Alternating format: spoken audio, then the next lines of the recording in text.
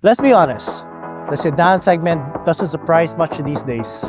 And most sedan hybrids are priced so high, you kind of start thinking I might as well get a crossover or stretch the budget a bit for an SUV. And maybe it's not just the price. Maybe it's because most sedans today just don't look it anymore. They kind of lost that cool, bold edge and attitude that they had that made you kind of want to drive one. You know what I'm talking about? That feeling of, I know my car looks really good. And I totally remember that feeling when I had my Civic many years ago. Enter the Hyundai Elantra Hybrid, just sitting below the performance end line, but with the same attitude.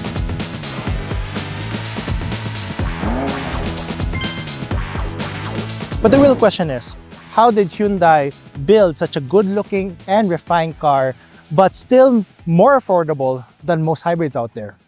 Let me tease you a little bit first by talking about the interiors. And yeah, it's full of plastic, but hear me out. Despite the materials feeling a bit on the budget side, the layout of this cockpit deserves some credit. This is truly a driver-focused setup and is bringing every control of the car within easy reach of driving. The slightly curved infotainment screen tilts toward the driver, and this driving bar between you and the front passenger creates that sense of isolation and focus, like the car was built around you. No surprise, Hyundai's infotainment OS is one of the cleanest I've ever used. Intuitive, responsive, and thankfully, wireless Apple Carplay and Android Auto, even on this variant.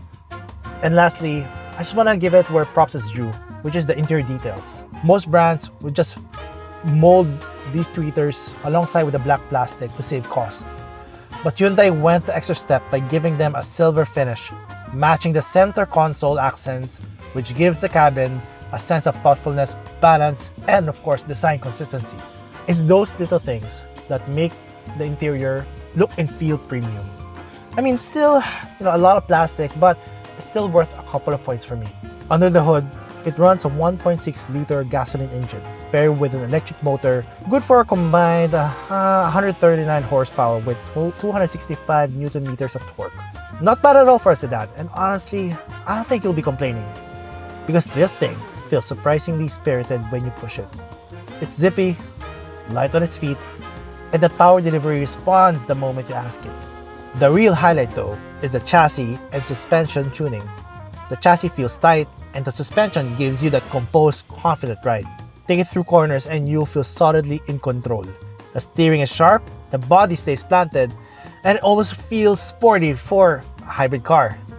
It's not pretending to be an N-line, but you can tell Hyundai carried over just enough of the DNA to make the drive genuinely fun. Now let's talk about the part that really sells this car, the way it looks. The Elantra doesn't try to blend in. It's sharp, angular, unapologetic. Like, it, skipped the whole safe sedan memo look. You've got that low slung stance, those long creases running through the body, and a front end that looks like it's either smirking at traffic or raging to tear up the roads. The headlights, the grille, the taillights, those sharp, angular design, everything feels like it was designed to break away from that old image of what a sedan should look like. It's not aggressive for the sake of being aggressive. There's a kind of rhythm on its lines. It's confident, but not loud. I guess that's what makes it really special. It's not the fastest, it's not the most expensive, but it looks like it belongs with the big names. I mean, park this beside a Civic or even a European brand and you'll feel like you settled. You'll feel like you chose different. So how much does this car cost?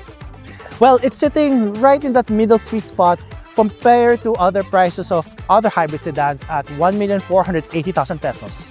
However, with the value this car brings, the design, the drive, the tech, it's honestly worth stretching your budget a little bit more if you're in the market for a hybrid sedan. And so, how did Hyundai make something that looks this good and still keep it relatively affordable? Who knows? But I'm just glad that this car exists. It actually makes me excited for what Hyundai actually comes up with next. Because cars like this reminds us that there is still excitement in the practical side of driving.